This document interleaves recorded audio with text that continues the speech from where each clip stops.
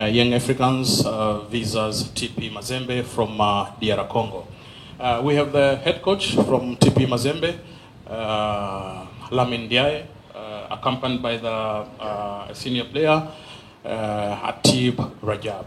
Coach, welcome to the press conference. Tomorrow we're going to play against the Young Africans in the CAF Champions League match of group stage. How is your preparation so far? Tu es le bienvenu, coach. Demain, tu vas jouer contre Young Africans, les matchs de Champions League. Comment tu es préparé pour les matchs de demain? D'abord, je salue tout le monde. Bonjour à toutes et à tous. Je suis content de faire le point de presse là avec l'assistance.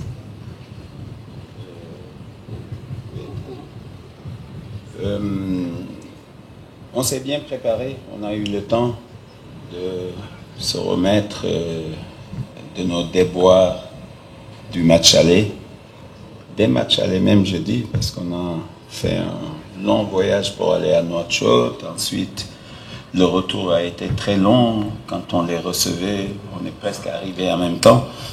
Donc physiquement, on était un tout petit peu au bout du rouleau, mais ceci dit, là on s'est bien remis, on s'est bien préparé pour faire un bon match ici.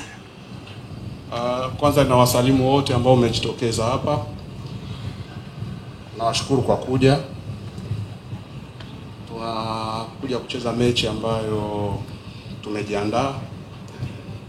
Tumesawazisha makosa ambayo ilijitokeza huko nyumbani.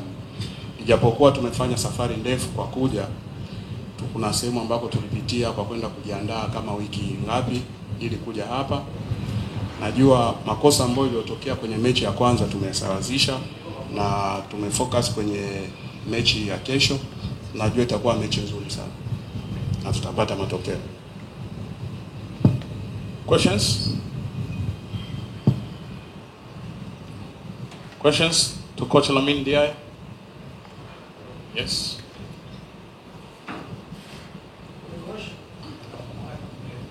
Oui, coach. Bienvenue en Tanzanie. Je veux. Hello, your name and the. Je m'appelle Monsieur Joseph Rwanda. I'm Joseph Rwanda from City FM. Je vous demander une question. 12 saisons passées, vous étiez ici et vous avez perdu 3-1 contre Yanga. Et dis-moi, est-ce que cette saison, vous êtes là encore? Comment vous préparez pour cette match pour demain? C'est pas la saison dernière. Deux saisons passées. Ah, il y a 2 saisons. Vous dites qu'il y a 2 saisons. Le temps a passé. Vous savez, c'est un autre état d'esprit qui est là et d'autres ambitions qui sont là. On sait que ça va être un match très disputé, très difficile, parce qu'ils ne sont pas non plus au mieux. Ils ont changé d'entraîneur il n'y a pas longtemps. Donc voilà, c'est un match, je pense, équilibré qu'on va voir et ça va être disputé. Mechi hiyo tulicheza mara ya mwisho na Yanga sio mwaka jana, ni miaka miwili iliyopita, na kuna mabadiliko ambayo yamefanyika. Kocha aliyekuwepo sio ndio ambaye yupo, hata kocha alibadilishwa, na pia hatuwezi tukazungumzia hiyo miaka miwili ambayo iliyopita. Now tuna focus na hiyo ambayo iko hapa. Tumetengeneza kikosi, tunajua kama tutapambana. One other question? Yes.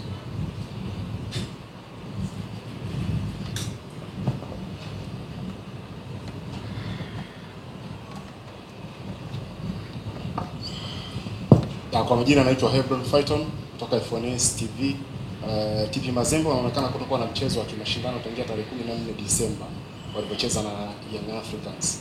Pengine kwenye maandalizi ambayo kocha alikuwa akiyafanya kuelekea huu mchezo inaweza kumwathiri kwa namna yoyote kwenye match fitness kwa wachezaji wake. Ok.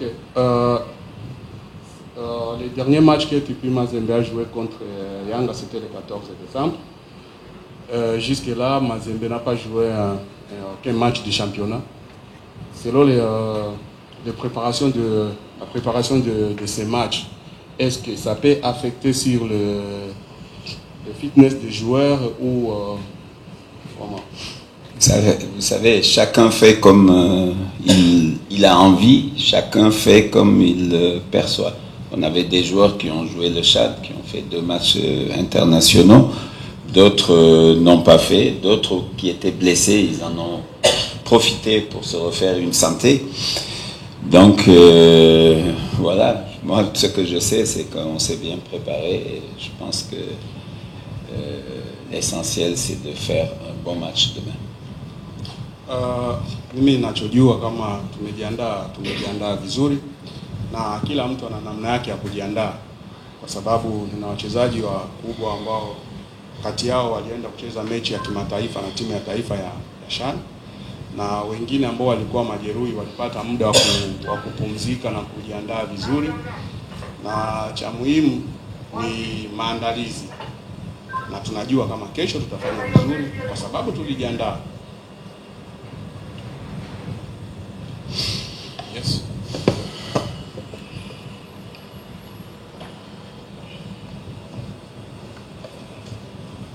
Naitwa Petro Mzigo kutoka PMTV. Kocha, mchezo wa mwisho kucheza na Yanga, kipindi cha pili timu yako iliruhusu sana mashambulizi, hali iliyopelekea kupata sare ambayo ilileta pressure kubwa kutoka kwa mashabiki kutopendezwa na yale matokeo. Kuelekea kwenye mchezo wa kesho, anajipangaje kuondokana na hali hiyo ya kimchezo ndani ya uwanja, lakini vile vile na pressure ambayo anakumbana nayo nje ya uwanja?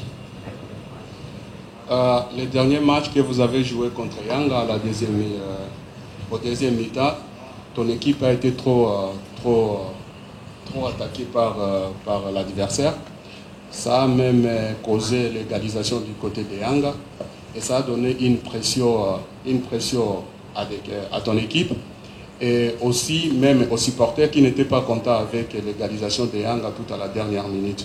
Comment tu te prépares pour que cette situation Mais j'ai déjà répondu à cette question.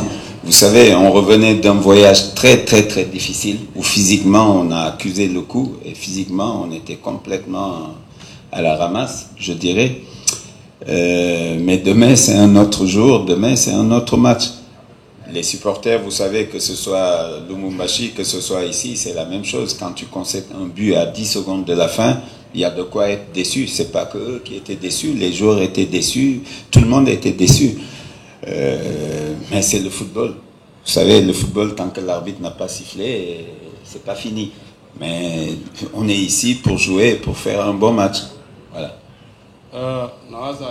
Et pour faire un bon résultat aussi. Nilikuwa nimejibu hiyo swali. Tumefanya safari ndefu kwa kuja hapa, na matokeo ambayo yalitokea yameshatokea. Kesho ni mechi nyingine, sio ile ambayo iliyopita, na sio mashabiki pekee yao ambao walisikitishwa na hicho kitendo, hata wachezaji wenyewe na hata uongozi.